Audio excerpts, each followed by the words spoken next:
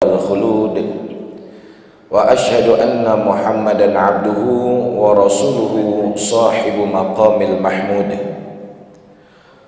اللهم صل وسلم وبارك على سيدنا محمد وعلى آله وأصحابه الأمجاد صلاة وسلاما نفوز بها يوم الميعاد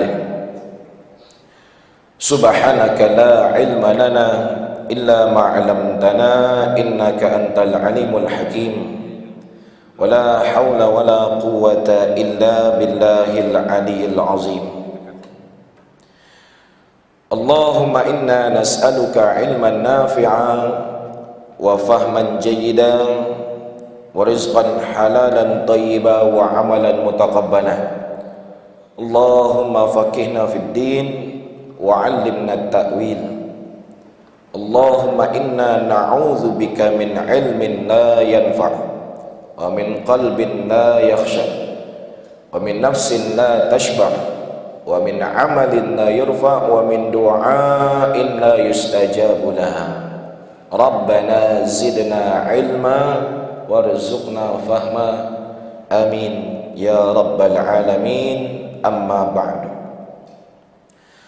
Para jamaah yang dimuliakan Allah Subhanahu wa taala, melanjutkan daurah Ramadan seputar puasa, zakat fitrah, iktikaf serta Lailatul Qadar. Tidak terasa tidak sampai 15 hari lagi kita akan menjumpai Sayyidus Syuhur, penghulu dari seluruh bulan, yaitu bulan suci Ramadan yang dinanti-nantikan kehadirannya.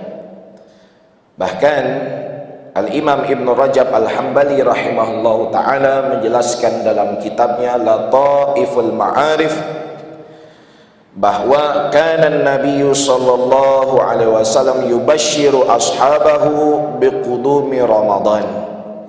Nabi sallallahu alaihi wasallam senantiasa memberikan kabar gembira kepada sahabat-sahabatnya jika hendak memasuki bulan Ramadan. Maka hendaknya kita mencontoh akhlak yang baik ini, bergembira dengan masuknya bulan Ramadan dan bersedih dari berpisah bulan Ramadan. Sebagaimana Rasulullah sallallahu alaihi wasallam dan para sahabatnya begitu semangat meningkatkan amal ibadah, kualitas ketakwaannya, padahal tidak ada orang yang lebih baik iman dan takwanya serta ibadahnya melainkan Nabi Muhammad sallallahu alaihi wasallam. Beliau adalah orang yang paling semangat di dalam amal agama dan paling bersungguh-sungguh menjalankan ketaatan. Tetapi beliau saja masih melatih diri. Gembira dengan masuk Ramadan, sedih dengan kepergian Ramadan, itu adalah tanda-tanda kesuksesan kita menjalani ibadah puasa. Jangan kebalik. Hari ini kita kebalik, Ramadan datang mulai sedih. Kenapa sedih? Dagangan kurang laku. Ramadan mau berakhir gembira, alhamdulillah Ramadan mau habis, akhirnya bisa dagang maksimal lagi. Kenapa Nabi SAW dan para sahabatnya sedih berpisah dari bulan Ramadan? Karena tidak ada jaminan kita akan bertemu pada bulan Ramadan pada tahun berikutnya. Maka jadikan Ramadan tahun ini adalah Ramadan yang terbaik, seakan-akan Ramadan yang terakhir, dan kita maksimalkan ketaatan, ibadah wajib ataupun sunnah, dan kebaikan-kebaikan di dalamnya. Dan di akhir bulan Sya'ban ini kita akan menemui satu hari ataupun 2 hari yang dilarang oleh Nabi sallallahu alaihi wasallam untuk berpuasa, yaitu hari Syak. Berdasarkan hadis riwayat Abu Daud bahwa kita dilarang untuk berpuasa pada akhir bulan Sya'ban. Dan kita juga dilarang untuk mendahului 1-2 hari berpuasa Ramadan berdasarkan hadis riwayat Bukhari. Kata Nabi, la yataqaddamanna ahadukum ramadana bisawmi yaumin aw yaumaini illa ayyakuna rajulun kana yasumu shaumahu falyasum dalikal yaum. Janganlah seorang dari kalian mendahului bulan Ramadan dengan berpuasa 1 atau 2 hari sebelumnya, kecuali bagi seseorang yang sudah terbiasa puasa, maka boleh dia berpuasa hari itu. Contoh, tanggal 27 puasa, tanggal 28 tidak, tanggal 29 puasa akhir bulan, dan itu juga termasuk bulan Sya'ban. Maka orang yang menjalani puasa Daud semacam itu diperbolehkan puasa meskipun sampai akhir bulan Sya'ban.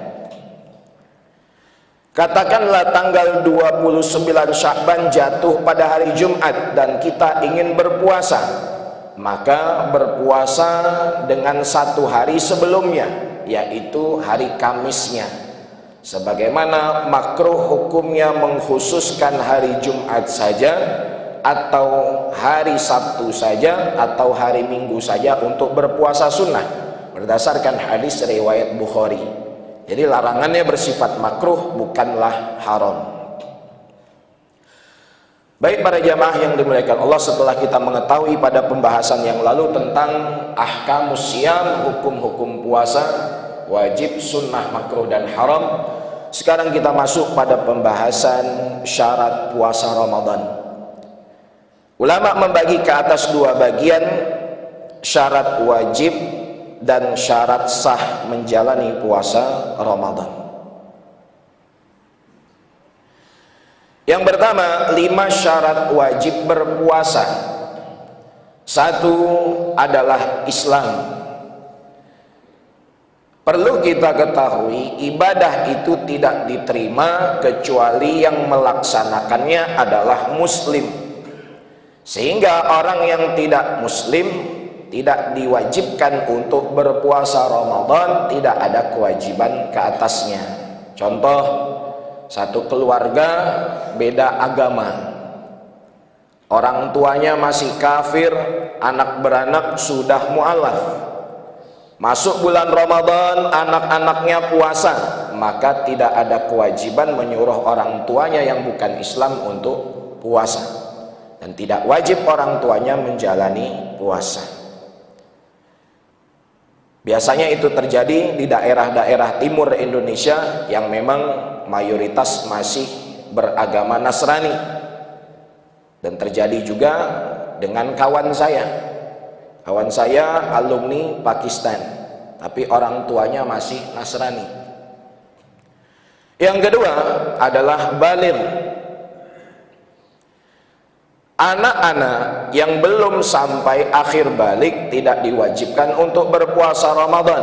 Dalilnya adalah hadis sahabat Ali radhiyallahu taala anhu yang diriwayatkan oleh Imam Abu Dawud.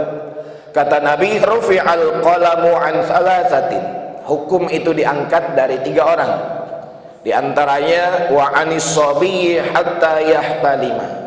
Dari anak-anak hingga dia akhir balik. Meskipun anak-anak belum wajib untuk menjalankan puasa Ramadan, tetapi orang tua sudah diwajibkan untuk memerintahkan anaknya sejak umur 7 tahun. Dalilnya hadis riwayat Abu Daud bahwa Nabi SAW perintahkan muru sibyanakum bis-shalah wa hum abna'u sab'i sinin. Perintahkan anak-anak kalian untuk melaksanakan sholat kalau umurnya sudah sampai 7 tahun. Anak 7 tahun sudah wajib bagi orang tuanya untuk perintahkan sholat. Begitu juga dari hadis ini dikiaskan kepada perintah puasa.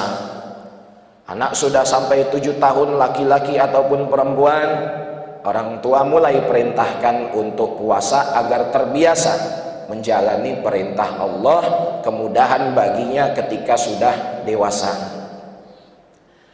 Kalau sudah sampai umur 10 tahun, ada anak yang meninggalkan sholat atau tidak berpuasa padahal mampu.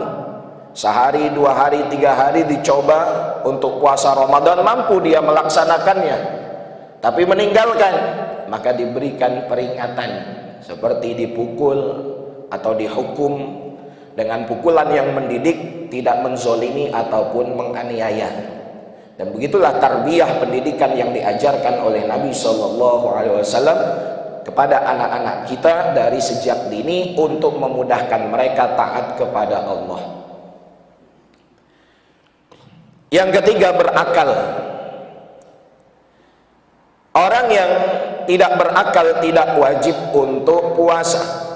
Tidak berakal ini bisa diartikan dengan dua makna. Yang pertama adalah gila, yang kedua pikun. Contoh, ada orang tua yang pikun. Para ulama fikih membagi pikun ini kedua bagian. Ada yang pikun terputus-putus, kadang ingat, kadang lupa. Bangun tidur, dia ingat sebelah kiri istrinya. Besok bangun tidur dia lupa, ini siapa yang tidur sebelah saya? Ada yang pikunnya permanen, sudah sangat parah. Pak, udah sholat belum? Udah, katanya. Padahal kita ngelihat dia dari tadi pagi sampai siang duduk di situ aja. Bagaimana cara sholat, Pak? Dia nggak tahu. Maka pikun yang seperti itu telah terbebas dari kewajiban. Kalau dia sudah tidak bisa sholat, dia sudah tidak bisa menjalankan puasa, maka jangan dipaksa. Kewajiban itu sudah bebas darinya.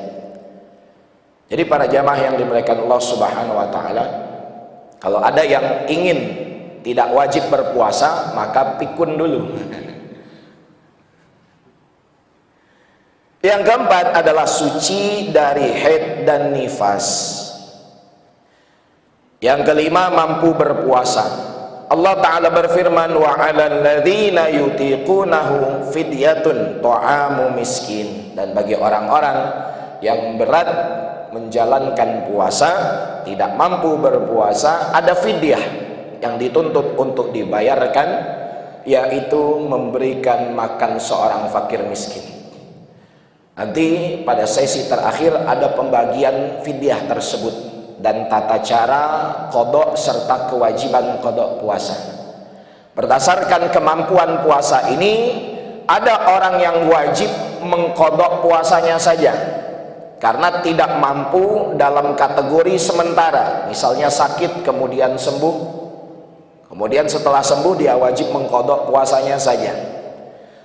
Ada orang yang wajib mengqada puasa dan juga sekaligus terkena fidyah karena meninggalkan puasa Ramadan dan telah melewati beberapa Ramadan, sedangkan puasa tahun lalu tidak juga diqada.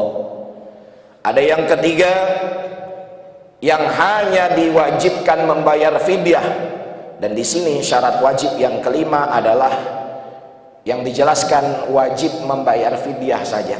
Contoh dari orang tua, ada yang sudah tidak mampu puasa, baik karena uzur sakit yang berkepanjangan ataupun usia yang sudah tua, maka jangan dipaksa lagi untuk puasa. Mereka tidak mampu puasa Ramadan dan mengqada puasa juga tidak akan mampu karena sudah lemah dirinya, maka cukup mengeluarkan fidyah untuk setiap hari puasa yang ditinggalkan. Dan ada orang yang tidak terkena kewajiban kedua-duanya, baik tidak wajib qada puasa dan juga tidak terkena fidyah. Baik, itu 5 syarat wajib berpuasa. Sekarang kita masuk pada 4 syarat sah. Al-Imam An-Nawawi menjelaskan ada 4 syarat sah puasa. Yang pertama Islam, yang kedua tamyiz. Apa itu tamyiz? Tamyiz adalah batasan keadaan seorang anak sudah sampai pada keadaan mandiri.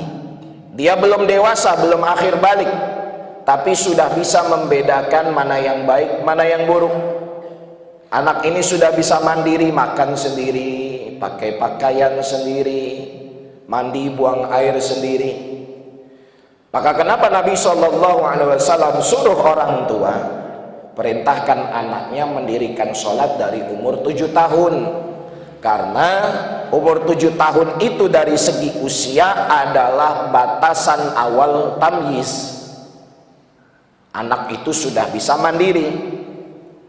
Adapun secara kebiasaan atau urf, bisa saja anak 5 tahun sudah tamis, dan bisa juga lebih dari 7 tahun belum mandiri. Contoh, anak umur 3 tahun kita suruh diam ketika sholat, dia malah balik lagi, karena belum tamis. Tapi anak umur 7 tahun sudah paham itu. Maka apabila anak umur 7 tahun ataupun yang sudah tamis, ia berpuasa Ramadan, puasanya sah dan pahala itu baginya. Tapi saya punya kawan, Pak Abdurrahim, punya 9 anak, 8 orang hafal Quran dari rumah. Anaknya itu selesai hafalan Quran 30 juz umur 4 tahun, paling lambat 6 tahun. Padahal kedua orang tuanya bukan ulama, bukan hafiz Quran, hanya mantan guru SD. Anak yang terakhir itu beberapa tahun yang lalu saya ketemu, namanya Aisyah, umur 2 tahun. Mungkin sekarang sudah 4-5 tahun. Pak Abdurrahim katakan, anak saya Aisyah ini tahun lalu puasa Ramadan full 30 hari. Berarti tahun lalu umurnya setahun. Padahal orang tuanya tidak pernah memerintahkan untuk puasa Ramadan. Tapi kenapa anak umur setahun bisa puasa Ramadan? Terpacu semangat suasana agama di dalam rumahnya. Lihat kakaknya puasa, lihat mbak-mbaknya puasa, abangnya puasa, maka dia juga ikut untuk berpuasa. Tapi ya memang anak yang belum tamis apabila puasa hanya sebagai latihan, bukan dihitung sebagai ibadah. Yang ketiga, tidak ada sesuatu yang menghalangi. Dan yang keempat adalah masuknya waktu Ramadan. Oleh sebab itu, kita sebagai orang awam tidak perlu berijtihad sendiri menentukan kapan awal Ramadan dan kapan berakhirnya Ramadan, jatuh 1 Syawal. Nabi SAW memerintahkan kita, la tasumu hatta tarawul hilal wa la tuftiru hatta tarawhu. Janganlah kalian berpuasa sehingga nampak hilal, dan jangan kalian lebaran sehingga nampak hilal. Apa maksudnya? Di dalam metode menentukan kapan jatuhnya 1 Ramadan ataupun Syawal dengan 2 metode. Yang pertama, ru'yatul hilal, melihat bulan. Kalau bulan itu nampak, maka besok jatuh 1 Ramadan. Kalau bulan itu nampak, maka besok jatuh 1 Syawal. Tetapi kalau tidak kelihatan, kata Nabi, wa in ghumma alaikum, mendung, cuaca enggak baik, maka sempurnakan Sya'ban menjadi 30 hari. Begitu juga enggak kelihatan hilal 1 Syawal, maka sempurnakan Ramadan menjadi 30 hari. Berarti kalau malam ini adalah akhir Sya'ban, kemudian kita melihat tidak ada hilal sebab mendung, cuaca tidak baik, maka Ramadan jatuh pada lusa. Besok masih akhir Sya'ban. Jelas ya Pak? Jadi kita sebagai orang awam ikut saja dengan keputusan pemerintah dan terbebas dari tanggung jawab agama. Jadi mudah, kata guru saya, orang awam ini masuk surga sangat mudah. Kita semua ini, kaki kiri injek nafsu, kaki kanan masuk surga. Jangan kita berijtihad sendiri atau memahami hadis sendiri yang bukan menjadi kapasitas kita, sehingga salah dalam penjelasan. Baik, jadi kalau sudah masuk waktu silahkan puasa, kalau belum maka sempurnakan sampai 30 Sya'ban. Para jamaah yang dimuliakan Allah Subhanahu wa taala, selanjutnya adalah tentang rukun-rukun puasa. Di sini dijelaskan bahwa rukun puasa itu 2 saja, berdasarkan beberapa kitab seperti Fathul Qarib, kemudian Fathul Mu'in, dan begitu juga Al-Mu'tamad fil Fiqh Syafi'i. Yang pertama adalah niat. Jadi rukun puasa itu yang pertama niat. Dalam niat puasa, maksudnya di sini puasa wajib. Sebagaimana penjelasan yang lalu, puasa wajib ada 6, bukan hanya Ramadan, tapi ada kafarah, qada, dan lain sebagainya. Di dalam puasa wajib kita mesti menyempurnakan 3 syaratnya. Yang pertama adalah tabyid. Apa itu tabyid? Niat puasa mesti dilakukan sebelum masuknya waktu fajar atau subuh. Berdasarkan hadis yang diriwayatkan oleh Imam An-Nasa'i, kata Nabi SAW, "Man lam yubayyitis siyama qabla al-fajri fala siyama lahu." Barang siapa yang belum berniat puasa sebelum masuknya waktu fajar atau subuh, maka tidak ada puasa baginya. Jadi kalau malam hari itu kita lupa niat puasa Ramadan atau puasa wajib, sahur juga tidak bangun, ketika bangun bertepatan masuk waktu subuh, maka waktu niat puasa wajib sudah habis, sehingga hari itu puasa kita tidak bisa dikatakan sah. Karena waktu niat puasa wajib itu dimulai dari setelah maghrib, bukan setelah taraweh. Tapi kalau setelah taraweh karena ada imam yang memimpin atau mengingatkan, maka tidak ada masalah. Waktu niat puasa wajib itu dimulai setelah maghrib sampai sebelum masuknya waktu subuh. Apabila ada seseorang yang di malam harinya tidak niat puasa tetapi masih bangun sahur, maka makan sahur itu terhitung sebagai niat dan puasanya sah meskipun dia tidak membesitkan di dalam hatinya niat puasa, tapi dia bangun sahur karena tidak ada sarapan jam 3:30 pagi, Bang. Jadi bangun sahur itu dihitung sebagai niat. Yang kedua, syarat niat puasa adalah ta'yin, menentukan atau menyebutkan nama puasa wajib yang ingin dilaksanakan ketika berniat di dalam hati. Kan puasa wajib bukan hanya satu. Contoh, besok kita mau melaksanakan puasa nazar, maka kita katakan dalam hati, sengaja aku puasa nazar fardu karena Allah Ta'ala. Besok kita ingin melaksanakan puasa qada Ramadan, maka kita katakan sengaja aku puasa qada Ramadan besok karena Allah Ta'ala. Jadi nama atau jenis puasa wajibnya harus disebutkan. Tidak cukup dalam niat puasa wajib hanya menyebutkan wajib saja. Contoh, niat yang kurang tepat, sengaja aku puasa wajib besok karena Allah Ta'ala, padahal bukan berada pada bulan Ramadan.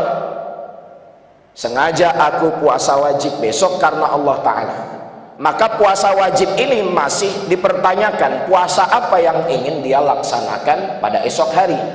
Apakah qada, apakah nazar, apakah istisqa, atau yang lain. Jadi mesti disebutkan nama dari antara salah satu puasa wajib, kecuali kalau konteksnya bertepatan bulan Ramadan. Katakanlah kita sekarang berada pada bulan Ramadan, maka niat puasa itu sekiranya tidak menyebutkan kalimat Ramadan tetap sah. Karena di dalam bulan Ramadan tidak ada puasa wajib yang dilaksanakan kecuali puasa Ramadan itu sendiri. Jelas ya Pak? Jadi mesti ada ta'yin. Dan yang ketiga, niat puasa itu harus diulang setiap hari. Jadi satu niat puasa cukup untuk satu hari puasa, bukan satu niat puasa untuk beberapa hari. Jadi satu niat puasa tidak bisa mengcover satu bulan, begitu pendapat yang mu'tamad, yang terpercaya. Sehingga pada setiap hari kita harus berniat di malam harinya atau sebelum masuk waktu subuh untuk puasa Ramadan. Apa alasannya kenapa setiap hari harus berpuasa, niat puasa?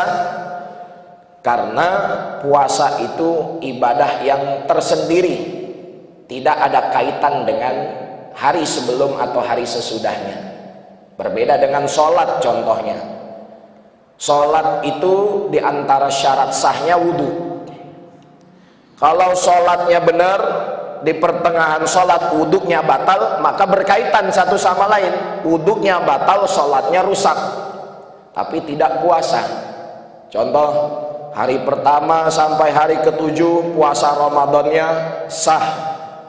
Hari ke-8 masuk kantor, kegoda sama teman kerja, makan siang yuk. Akhirnya batal puasa hari ke-8. Apakah hari ke-8 puasa itu batal mempengaruhi puasa-puasa sebelumnya? Maka tidak, karena puasa itu ibadah yang tersendiri, sehingga niatnya harus diulang setiap hari. Nah, dampaknya bagi orang yang tidak berniat puasa di malam hari dan tidak juga bangun sahur adalah puasanya tidak sah. Lantas apakah orang yang tidak sah puasa hari itu boleh makan dan minum? Maka dia tetap tidak boleh makan dan minum, wajib imsak seperti layaknya orang puasa, karena menghormati, memuliakan bulan suci Ramadan. Jadi para ulama menjelaskan kepada kita seperti Syekh Abu Bakar Asy-Syatta' dalam kitabnya I'anatul Talibin, bahwa untuk kehati-hatian agar sekiranya kita lupa niat puasa tetapi bisa tetap sah puasa itu, maka kita berniat puasa dengan dua niat. Niat yang pertama yang kita lakukan setiap hari. Niat yang kedua yang kita lakukan untuk 30 hari puasa. Dan niat yang kedua ini mesti dilakukan pada malam pertama Ramadan, tidak selainnya. Contoh, besok puasa pertama, maka malam ini kita berniat, sengaja aku puasa besok fardu karena Allah Ta'ala. Itu niat yang pertama. Niat yang kedua, kita pun berniat, sengaja aku puasa 1 bulan penuh fardu karena Allah Ta'ala.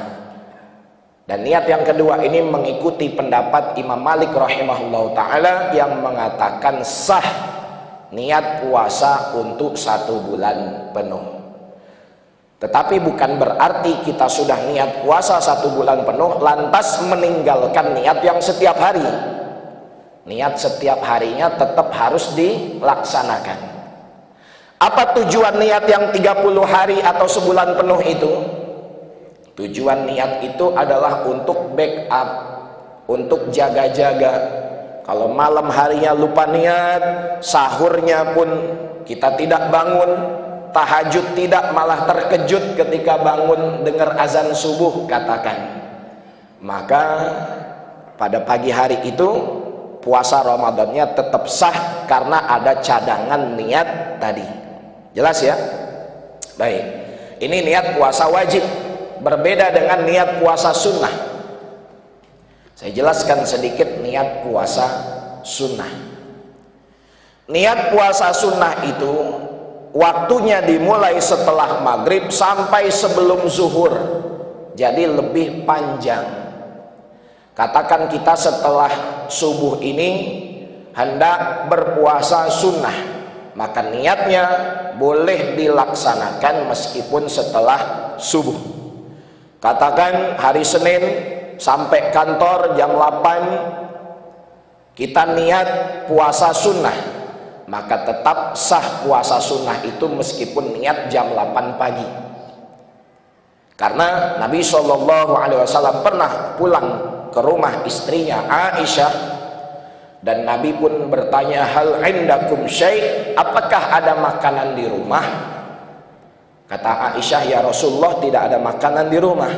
Lantas Nabi pun menjawab, izan inni shaimun, kalau begitu hari ini aku berpuasa. Itu dalil yang menunjukkan Nabi niat puasa sunnah di pagi hari. Tapi dengan catatan, walaupun niatnya di pagi hari atau sebelum masuk zuhur, niat puasa sunnah itu sah, tapi dengan catatan kita belum melakukan hal yang membatalkan puasa. Kalau dari rumah udah makan nasi uduk sepiring, kopi segelas, tambah lagi rokok sebatang, ya Allah. Nyampe kantor, saya mau niat puasa hari Senin, ya nggak bisa Pak, udah batal. Jelas ya? Dan niat puasa sunnah itu tidak perlu takyin, tidak perlu disebutkan sengaja aku niat puasa hari Senin besok, sengaja aku niat puasa Syawal besok. Kalau disebutkan bagus, kalau sekiranya tidak disebutkan, hanya mutlak saja, sengaja aku puasa sunnah besok karena besok masuk hari Senin atau Kamis, maka sudah cukup dengan kalimat sunnah itu tanpa menyebutkan nama puasanya. Baik, itu perbedaan antara niat puasa wajib dan sunnah. Yang kedua, menahan dari hal-hal yang membatalkan puasa. Rukun puasa yang kedua adalah kita harus menahan dari segala sesuatu yang dapat membatalkan puasa, baik membatalkan ibadahnya ataupun membatalkan pahala puasa itu. Dan yang kedua jauh lebih bahaya, karena Nabi SAW mengingatkan kepada kita, berapa banyak orang yang berpuasa tidak mendapatkan pahala apapun kecuali lapar dan haus saja. Puasa hanya menahan lapar dan haus, tapi mulutnya tidak puasa, matanya, telinganya, pikirannya, sehingga pahala itu habis. Yang pertama kita bahas terlebih dahulu yang membatalkan ibadah puasa. Satu, makan dan minum dengan sengaja. Artinya kalau lupa tidak membatalkan puasa. Dalilnya hadis riwayat Bukhari dan Muslim. Nabi SAW bersabda, man nasiya wa huwa shaimun fa akala aw syariba falyutimma shaumahu fa innama at'amahu Allahu wa saqahu. Barang siapa yang lupa sedangkan ia dalam keadaan berpuasa, kemudian ia makan dan minum, maka teruskanlah puasanya, karena sesungguhnya Allah yang memberikan makan dan minum. Contoh, pagi ini hari pertama Ramadan, kita belum biasa puasa. Pulang ke rumah, biasanya memang kebiasaan setelah sholat subuh pulang ke rumah pasti sarapan. Akhirnya pulang ke rumah, lihat di atas meja makan ada nasi goreng sama kopi. Kita kira itu untuk kita disediain istri, tapi memang punya istri, karena istri juga suka kopi. Hari itu istri lagi nggak puasa. Akhirnya dengan polosnya kita duduk, kita makan, kemudian minum kopi. Istri keluar dari kamar ngelihat, Pak, hari ini kan 1 Ramadan, kenapa Bapak makan? Astagfirullah, saya lupa deh. Maka makan dan minum lupa tidak membatalkan puasa. Jadi karena Allah Subhanahu wa ta'ala yang memberikan dia makan dan minum, itu adalah nikmat yang diberikan oleh Allah. Jadi kadang-kadang lupa itu baik, tapi kebanyakan lupa juga Pak bahaya. Lupa sholat, lupa bayar zakat. Para jamaah yang dimuliakan Allah Subhanahu wa ta'ala, jadi kalau makan dan minum karena lupa tidak membatalkan. Yang lupa itu sengaja. Bahkan orang yang membatalkan puasa tanpa uzur, membatalkan puasa dengan sengaja, itu ancamannya adalah dosa besar. Imam Az-Zahabi menuliskan dalam kitabnya Al-Kabair, di antara dosa besar meninggalkan puasa Ramadan dengan sengaja. Orang yang meninggalkan puasa Ramadan dengan sengaja, apabila ia ingin mengganti puasa Ramadan itu, ingin mengganti pahala Ramadan itu, walaupun dia mengkodok puasa itu 1 tahun penuh, tidak akan bisa tersaingi 1 pahala pada bulan suci Ramadan. Jadi kita yang dulu pernah malas puasa, nakal curi-curi, tahu-tahu kepalanya masuk kulkas, minum, maka bertaubat kepada Allah, qadha puasa itu. Jadi kalau makan dan minum dengan sengaja batal, kalau lupa tidak batal.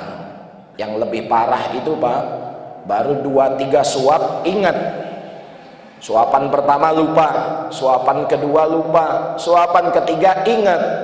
Padahal masih jam 7 pagi, belum minum, seret sampai sore. Jadi makanya doa kalau lupa, lupa sekalian, jangan setengah-setengah. Baik. Yang kedua, masuknya benda ke dalam tubuh melalui lubang yang terbuka. Beberapa lubang yang terbuka seperti lubang telinga, hidung, mulut, kemaluan ataupun dubur, apabila masuk ke dalamnya sesuatu membatalkan puasa. Tapi kalau lubang mata tidak. Karena Nabi SAW pernah memakai celak saat beliau puasa. Hadis ini menjelaskan kepada kita, orang yang sakit mata, orang yang ada hajat keperluan memakai obat tetes mata ketika puasa, maka tidak membatalkan. Karena mata tidak terhitung sebagai lubang yang terbuka. Tapi kalau yang lain yang disebutkan tadi seperti telinga, kan ada orang yang hobinya korek kuping, hari-hari ngorek kuping aja. Tapi lebih baik sih ngorek kuping dibanding ngupingin obrolan orang. Apakah ngorek kuping itu membatalkan puasa? Kalau ngorek kupingnya normal, hanya pakai jari, maka tidak membatalkan puasa. Jadi biasa orang ngorek kuping itu kan pakai jari kelingking. Jari kelingking itu hanya mampu menjangkau bagian zohir atau bagian luar telinga. Telinga itu ada bagian zohir, batin, luar, dalam. Bagian luar kalau kita lihat kuping orang, bagian luar itu yang terang, yang gelap itu udah bagian dalam. Jelas ya? Jadi kalau korek kuping pakai jari tidak membatalkan puasa, karena hanya bisa menyentuh bagian luar telinga saja. Kecuali pakai cotton bud, korek kupingnya pakai obeng, batal puasa. Baik. Dan begitu juga orang yang membersihkan hidung, itu tidak membatalkan puasa selagi jari itu atau benda itu hanya masuk bagian luar hidung. Kecuali maaf kalau bersihkan hidung satu kelingking masuk semua gitu, batal puasanya. Maka kita yang dalam keadaan puasa nanti berwudu perlu diperhatikan masalah kumur-kumur dan memasukkan air ke hidung. Jangan sampai berlebihan kumur-kumur dan memasukkan air ke hidung, karena bisa membatalkan puasa. Yang biasanya istinsyaq, airnya sampai dihisap, kalau nggak biasa kan pedih di sini, maka nggak perlu istinsyaq, nanti dikhawatirkan membatalkan puasa. Bagaimana orang yang berpuasa kemudian dia sikat gigi? Boleh selagi tidak tertelan. Tapi kalau sikat giginya setelah masuk waktu zuhur, sebagian ulama mengatakan makruh, tidak baik. Kenapa? Karena Nabi SAW bersabda di dalam hadis yang sahih, la khulufu fami shaimi atyabu indallah min rihil misk. Sungguh bau mulut orang yang berpuasa lebih harum di sisi Allah dibandingkan minyak kasturi. Yang biasa sikat gigi setelah zuhur atau bersiwak setiap saat dikurangi. Maka setelah zuhur sampai berbuka lebih baik kita menahan untuk keutamaan tersebut. Tapi kalau memang ada keperluan, ada hajat, ya tidak apa-apa sikat gigi meskipun setelah zuhur. Contoh kayaknya habis zuhur nih mulut masih bau, sebab tadi pagi sahurnya pakai jengkol setengah kilo, maka ya sikat gigi lagi, karena bau mulut juga tidak baik. Dan begitu juga kalau ada perempuan ataupun laki-laki yang berobat tetapi obat itu dimasukkan melalui dubur. Kan sekarang ada Pak obat pelancar BAB. Susah BAB dimasukkan dari belakang, itu batal puasa baik wajib ataupun sunnah. Ada perempuan yang pasang KB, dimasukkan dari kemaluan, kalau dia sedang berpuasa maka batal puasa itu. Kemudian muntah dengan sengaja, kemudian melakukan hubungan suami istri di siang hari Ramadan. Jadi yang batal puasa sebab hubungan suami istri bukan hanya sekedar batal, tetapi dia berdosa dan terkena kafarah. Itu 2 bulan puasa berturut-turut kalau tidak mampu memberikan makan 60 orang fakir miskin. Fasiyamu syahraini mutatabi'aini faman lam yastati fa it'amu sittina miskin. Jadi kan di depan saya ini banyak pengantin baru ya Pak ya. Jadi yang pengantin baru ini jangan sampai siang hari Ramadan tergoda.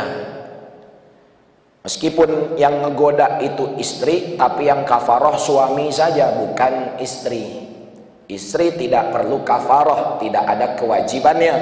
Yang kafaroh suami harus 2 bulan puasa. Kalau udah dicoba nggak mampu, harus ngasih 60 orang fakir miskin. Satu orangnya 1 mud. Berapa hitungan 1 mud nanti akan dibahas dalam bab zakat ataupun fidyah. Baik, jelas sampai sini para jamaah yang dimuliakan Allah Subhanahu wa taala. Itulah diantara yang membatalkan ibadah puasa.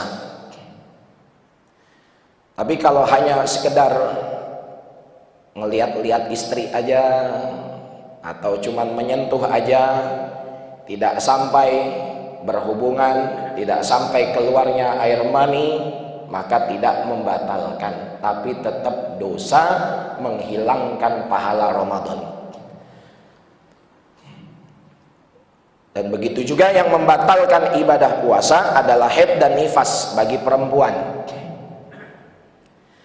Jadi kalau misalnya sudah dekat waktu maghrib, katakan 10 menit lagi maghrib, tiba-tiba perempuan itu keluar darah haid, maka batal puasanya, tidak bisa dilanjutkan. Jadi nanti tinggal diqodok pada bulan yang lain. Misalnya setelah asar melahirkan, batal puasanya, tidak bisa dilanjutkan.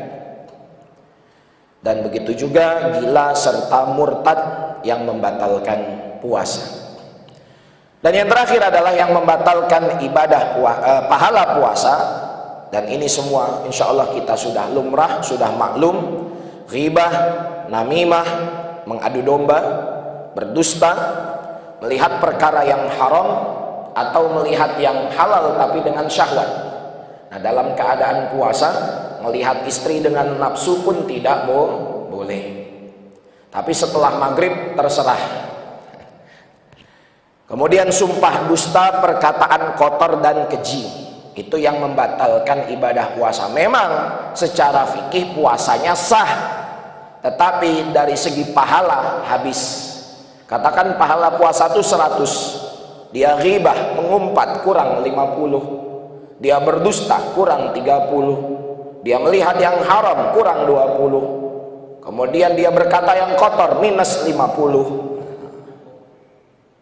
Jadi Pak, kalau hitungan pedagang rugi kalau sudah minus.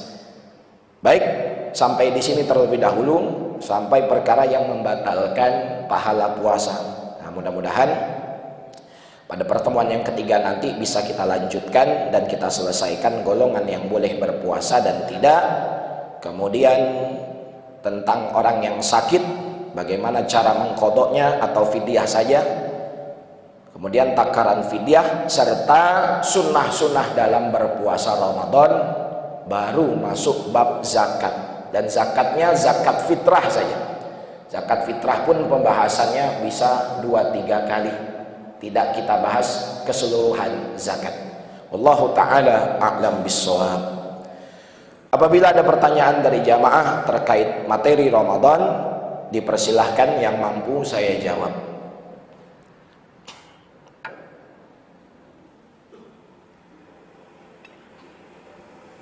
Ada yang nanya, Pak?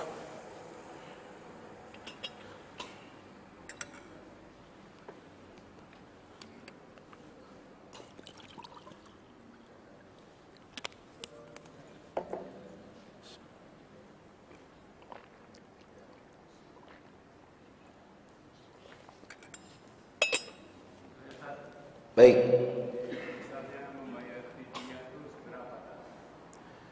Fidyah di dalam mazhab Syafi'i dan beberapa mazhab ulama berbeda-beda tentang takarannya. Jadi fidyah itu berlaku di dalam mazhab Syafi'i saja, tidak selainnya.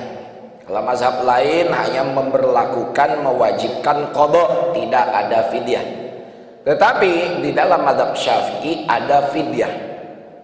Sebelum membahas fidyah harus kita ketahui siapa yang terkena kewajiban fidyah. Yang terkena kewajiban fidyah adalah orang yang meninggalkan puasa Ramadan, kemudian sudah sampai Ramadan berikutnya, puasa yang ditinggalkan pada Ramadan yang dulu belum juga dibayar, belum juga diqadha, maka terkena fidyah. Contoh, tahun lalu ada ibu-ibu yang tidak puasa 10 hari karena haid. Kan Allah kasih kita spare waktu 1 tahun sampai Ramadan tahun depan untuk mengqadha puasa. Padahal tidak ada uzur, dia mampu berpuasa, lantas tidak diqadha sampai Ramadan tahun ini, maka qadhanya tetap wajib 10 hari itu harus dibayar, dan dia terkena fidyah dari setiap harinya 1 mud. 1 mud itu ada yang mengatakan 6,75, ada yang mengatakan 680 gram, ada yang mengatakan 700 gram. Kalau saya pribadi mengambil yang 700 gram, karena lebih tidak ada masalah sedekah bagi kita, kurang nanti bisa tidak sah. Jadi kalau meninggalkan puasa Ramadan beberapa tahun lalu sampai melewati beberapa Ramadan, setiap Ramadan terkena fidyah.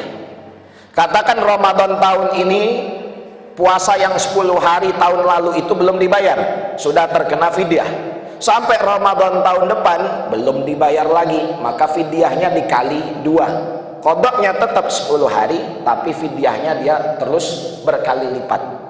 Makanya ada salah satu jamaah yang 30 tahun mungkin tidak puasa Ramadan, berarti berlipat-lipat fidyahnya. Dan alhamdulillah beberapa tahun yang lalu dia bayar fidyah itu kurang lebih 1 ton beras. Orangnya mampu, udah dilunasin semua, kemudian sisanya dia qadha puasa. Maka bagi orang yang tidak ada uzur, wajib untuk menyegerakan qadha puasa. Kecuali bagi perempuan yang uzur, katakan ketika Ramadan hamil. Orang hamil kan ada keringanan kalau tidak kuat untuk membatalkan puasanya. Kemudian sampai katakanlah bulan Rajab dia hamil, Rabiul Awal melahirkan. Setelah melahirkan belum sempat qadha, menyusui. Baru selesai menyusui, hamil lagi, masuk lagi ke Ramadan. Maka ulama menjelaskan karena itu memang uzur, cukup membayar qadha saja, nanti tidak terkena fidyah. Tapi jangan seperti itu, Pak, kasihan. Ya memang ketika keluar berdakwah kepada umat, ketika pulang mencetak umat. Kasihan. Baik, ada yang lain? Jadi fidyah itu seperti itu ya, Pak. Hanya saja nanti cara membagikannya, menunaikannya beda. Contoh, bagi orang tua yang sudah tidak mampu puasa, memang dia sudah tidak bisa puasa, mengqadha pun tidak bisa. Masuk Ramadan ini kita bayar fidyah langsung untuk 1 bulan, tidak boleh. Tetap fidyahnya dikeluarkan per hari. Setiap hari dikeluarkan fidyahnya, tidak boleh langsung 1 bulan. Diakhirkan boleh, dimajukan tidak. Ada yang lain?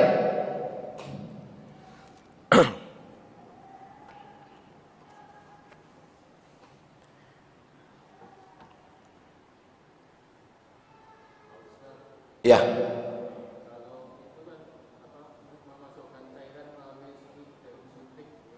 Baik, memasukkan cairan melalui jarum suntik. Kalau jarum suntik itu masuk ke area kulit saja dan tujuannya untuk pengobatan, maka tidak membatalkan puasa, karena kulit tidak termasuk lubang yang terbuka. Tetapi kalau masuknya lewat urat nadi seperti orang yang sakit pakai infus, itu kan masuknya lewat urat ya Pak. Apalagi yang masuk di infus itu adalah makanan, kan infus pengganti makanan biasanya. Nah, itu membatalkan puasa. Ada yang lain?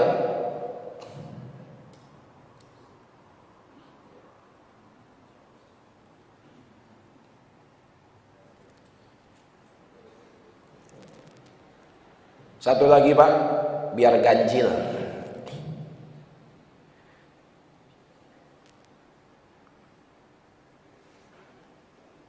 Baik, kalau tidak ada pertanyaan lagi, saya akhiri. Jazakumullah ahsanal jaza kepada jamaah sekalian yang sudah hadir dan mendengarkan.